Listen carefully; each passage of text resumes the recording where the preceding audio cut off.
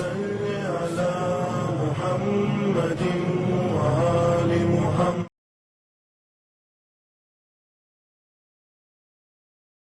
اعوذ باللہ من الشیطان الرجیم. بسم اللہ الرحمن الرحیم. قال امیر المؤمنین علی بن ابی طالب علیہ الصلاۃ والسلام ازرا بنفسہ من استشعر الطمع. آج میں آپ کے سامنے پھر سے کلمات قصار کے تحت مثالی معاشرہ کے عنوان سے گفتگو کرنے حاضر ہوا ہوں. وہ معاشرہ جس کو مولا کائنات دیکھنا چاہتے ہیں اس کے اندر کچھ صفات ہونی چاہیے اور کچھ بری صفتوں سے وہ معاشرہ دور ہونا چاہیے. سے ایک چیز جو اس کا تذکرہ آج میں کرنے جا رہا ہوں وہ یہ ہے ازرا، یعنی ذلیل و خوار اور رسوا، اپنے آپ کو چھوٹا سمجھنا، اپنے آپ کو حقیر سمجھنا، رسوائی اور ذلت کی طرف قدم بڑھانا، بے نفس ہی اپنے آپ کو ذلیل و رسوا کرنا. من استشعر، جس نے بھی اپنا شعار بنا لیا، یعنی اپنے آپ کو ہمیشہ اس چیز سے متصل کر لیا. یعنی بعض چیزیں ایسی ہوتی ہیں کہ انسان کی زندگی میں اگر وہ جڑتی ہیں تو وہ چیزیں ایسی ہوتی ہیں کہ وہ فوراً اسے الگ بھی کیا جا سکتا، مگر کچھ چیزیں ایسی ہیں جیسے بال، وہ بدن سے الگ نہیں کیا جا سکتا، بدن کے ساتھ ساتھ وہ چیزیں خود بخود یعنی بال اگتا رہے گا. جس نے بھی اپنا شعار بنا لیا کس چیز کو؟ طمع کو، لالچ کو، حرص کو. جن لوگوں نے بھی اگر اپنا شعار بنا لیا تو ان کا نتیجہ یہ ہے کہ وہ ذلیل و خوار ہو جائیں گے. مولا یہ فرمانا چاہتے ہیں کہ کسی بھی قوم، سماج اور کسی بھی فرد کی اگر خوبی یا اسے اچھا اگر بننا ہے تو اسے لالچ جیسی بری چیز سے دور رہنا چاہیے. اب ذرا اس بات پہ غور و فکر کرنے کی ضرورت ہے کہ مولا لالچ اور حرص اور طمع کے بارے میں کیوں اشارہ کرنا چاہتے ہیں. اصل میں جیسے ہی حرص اور لالچ انسان کے دل میں آیا، انسان پہلے ہی مرحلے میں شیطان کا پیروکار ہو جاتا ہے، شیطان کی پیروی کرنے لگتا ہے. اور جیسے ہی شیطان کی پیروی کرنے لگتا ہے تو وہ خود بخود دوسروں کے مال و منال، شخصیت، مقام اور عزت کی طرف خود بخود آگے بڑھنے لگتا ہے اور اپنے آپ کو حقیر سمجھتا ہے، جس کی وجہ سے دوسروں کے سامنے جھک جاتا ہے اور اس کا نتیجہ یہ ہوتا ہے کہ پھر وہ ذلیل و رسوا ہو جاتا ہے. امام یہ بتانا چاہتے ہیں کہ کسی بھی سماج اور کسی بھی قوم اور کسی بھی معاشرے کو اس وقت تک کامیابی نہیں مل سکتی جب تک اس کے اندر ان عادتوں میں سے خاص، ان برائیوں میں سے خاص لالچ جیسی برائی سے وہ معاشرہ دور نہ ہو. اگر دور ہو جائے تو وہ معاشرہ سب سے اہم معاشرہ. اور یاد رکھیے کسی بھی انسان، کسی بھی معاشرے کی بنیاد جو ہے وہ اس کی آزادی ہے.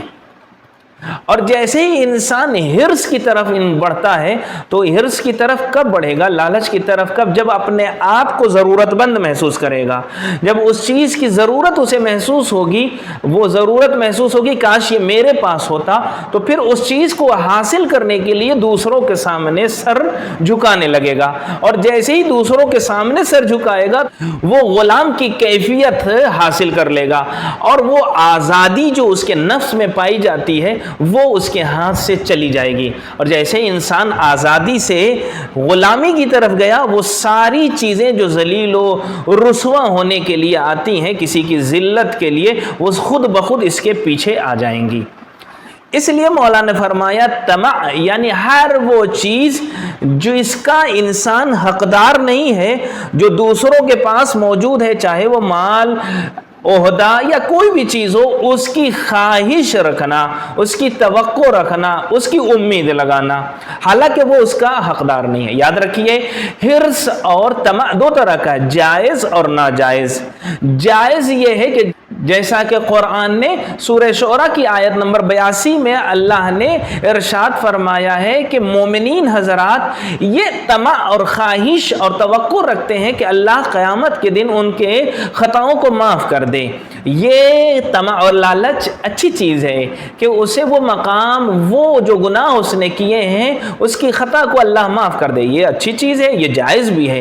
لیکن ناجائز خواہش، ناجائز طمع اور ناجائز ہرس کسے کہتے ہیں؟ جیسا کہ کافر حضرات جو رسول خدا کی طرف دوڑے چلے آ رہے ہیں صرف اس لیے کہ رسول خدا کے پاس اس لیے دوڑے چلے آ رہے ہیں کہ ان کو اللہ، ان کی طمع یہ ہے، ان کی لالچ یہ ہے کہ انہیں بغیر کسی حق کے جنت نعیم میں داخل کر دیا جائے۔ یہ کس سورہ میں؟ سورہ معارج کی آیت نمبر 36 سے لے کر 38 تک اس مفہوم پر گفتگو ہوئی ہے۔ اب میں آپ کے سامنے یہ ذکر کرنا چاہتا ہوں، اللہ نے انسان کو بنیادی طور پر، خلقت کے طور پر، فطرت کے طور پر اسے آزاد پیدا کیا ہے۔ اس آزاد نوعیت کو غلامی میں تبدیل کرنا یہ صحیح نہیں ہے، اس لیے اللہ نے کہا ہے کہ عزت اللہ سے مخصوص ہے، اس کے رسول سے مخصوص ہے اور مومنین سے مخصوص ہے۔ سورہ منافقون کی آیت نمبر 8 میں اللہ نے اس طرح سے ارشاد فرمایا ہے۔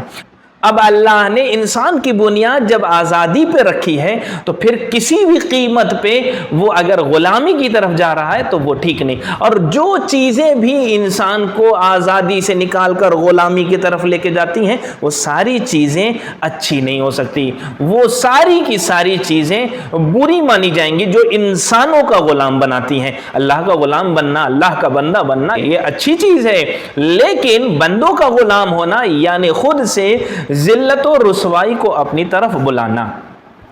میں آپ کے سامنے یہاں بتانا چاہتا ہوں کہ کس وجہ سے انسان ہرس کی طرف جاتا ہے، طمع کی طرف جاتا ہے۔ اس کی وجہ دو ہے۔ پہلی وجہ یہ ہے کہ جب عقل کم ہوتی ہے تو انسان ہرس کی طرف، اس لیے کہ جب عقل کامل ہو، عقل پختہ ہو، انسان سمجھدار ہو اور باتوں کو سمجھ رہا ہو کہ جس کا میں حقدار ہوں وہ اللہ نے مجھے دیا ہے، جس کا میں حقدار نہیں ہوں وہ اللہ نے مجھے نہیں دیا ہے، جو دوسروں کو خدا دے رہا ہے وہ اس چیز کے حقدار ہے، تو پھر اس میں نہ لالچ کی کوئی گنجائش ہے، نہ اس میں کوئی ہرس اور طمع کی کوئی گنجائش ہے۔ اور دوسری وجہ جو انسان ہرس کی طرف جاتا ہے وہ یہ ہے کہ وہ اپنی شخصیت سے بے خبر ہے۔ اگر انسان صرف یہ پہچان لے کہ آزادی کو چھوڑ کر غلامی کی طرف جا رہا ہے، یعنی وہ خود اپنا سودا کر رہا ہے، وہ خود اپنے آپ کو چھوٹا سمجھ رہا ہے، خود کو ذلیل بنا رہا ہے، خود کو رسوائی کے لیے آمادہ کر رہا ہے۔ اب انسان اس بات پہ غور و فکر کرے کہ اگر کسی کے اندر یہ ہرس آ جائے، یہ طمع اور لالچ آ جائے تو نتیجہ کیا ہوگا؟ پہلا نتیجہ یہ ہے کہ انسان آزاد اللہ نے پیدا کیا مگر اس کے باوجود بھی یہ غلام ہو جائے گا۔ کس کا؟ اللہ کا نہیں، لوگوں کا غلام ہو جائے گا۔ لوگوں کا غلام ہونے کا مطلب ہے چھوٹی سی چیز پہ اپنے آپ کو بیچ دینا، اپنی شخصیت کو قربان کر دینا۔ اور دوسرا اس کا نقصان جو ہوگا، انسان ہرس کی بنیاد پر مشرک تک ہو جاتا ہے۔ کیوں؟ اس لیے کہ جب ہم نے دیکھا حقدار نہیں ہے، اس کے باوجود اللہ مجھے کیوں نہیں دے رہا ہے، اس کا مال مجھے دے دے، اس کا مکان مجھے دے دے، تو یہ اللہ کے اوپر شرک اور اس کے اوپر سوالیہ نشان کہ خدایا تو کیسا ہے، تو اس کو دے رہا ہے مجھے نہیں دے رہا ہے، بلکہ خدا کے کاموں پہ شک کرنے لگتا ہے اور یہ شرک کی طرف انسان بڑھ جاتا ہے۔ تیسرا مرحلہ، نتیجہ تیسرا یہ ہوتا ہے کہ انسان ذلیل و رسوا ہو جاتا ہے، ذلت کو اپنی طرف بلاتا ہے۔ اور چوتھا مرحلہ یہ ہے انسان ناکام ہو جاتا ہے ہرس کی بنیاد پر۔ یاد رکھیے مولا کائنات نے ارشاد فرمایا عقل مندوں کی اکثر ناکامی کا سبب ان کا یہ لالچ رکھنا، اس کی وجہ سے وہ ناکام ہو گئے، یعنی جو انہیں اللہ نے دیا تھا اس پہ ناراضی رہنے کی وجہ سے وہ اس طرف چلے گئے جس میں وہ ناکام ہو گئے۔ یاد رکھیے اب جب یہ ایک مرض ہے، یہ معاشرے میں اگر یا سوسائٹی میں، آج ہمارے معاشرے میں ہر انسان اللہ نے جو دو روٹی اسے دی ہے اس پہ وہ نگاہ نہیں کرتا، یہ دیکھتا ہے فلاں کے پاس کتنا ہے، فلاں کے پاس کتنا ہے، فلاں کے پاس کتنا ہے، اس کی طرف نگاہ کرنے کے بجائے خود پر کہ اللہ نے جو دیا ہے اس پہ راضی رہیں، اس پہ خوش رہیں۔ یاد رکھیے اس سے بچنے کا طریقہ کیا ہے، علاج کیا ہے؟ پہلا طریقہ اللہ پر ایمان کو مضبوط کیا جائے، اللہ جسے دے رہا ہے اس پہ راضی رہنا چاہیے، اللہ کی تقسیم پر اپنے آپ کو راضی رکھنا چاہیے اور اللہ کی توحید کو سمجھنا چاہیے، اور شرک کے خطرے سے اگر انسان آشنا ہو گیا تو خود بخود حرص سے دور ہو جائے گا۔ اور دوسرا، آزادی کو سمجھے، وہ آزاد ہے تو کتنا طاقتور ہے، جب کسی کا غلام ہو گیا تو وہ کتنا کمزور ہے۔ اگر غلامی کی چیزوں کو سمجھ لے کہ غلامی کے بعد کیا کیا چیزیں آتی ہیں اور آزاد انسان کے پاس کیا کیا چیزیں ہوتی ہیں، تو خود بخود وہ حرص سے دور ہو جائے گا۔ اور تیسرا جو سب سے اہم ہے وہ یہ ہے کہ اگر کسی نے قناعت کیا تو وہ کبھی حرص کی طرف نہیں جا سکتا۔ اس لیے مولا نے فرمایا ہے، اس نے بھی قناعت کیا وہ اللہ کی نظر میں عزت مند ہے، عزیز وہی ہے جو قانع ہے۔ بس آخری مرحلے میں ایک مثال سے بات کو واضح کرنا چاہتا ہوں۔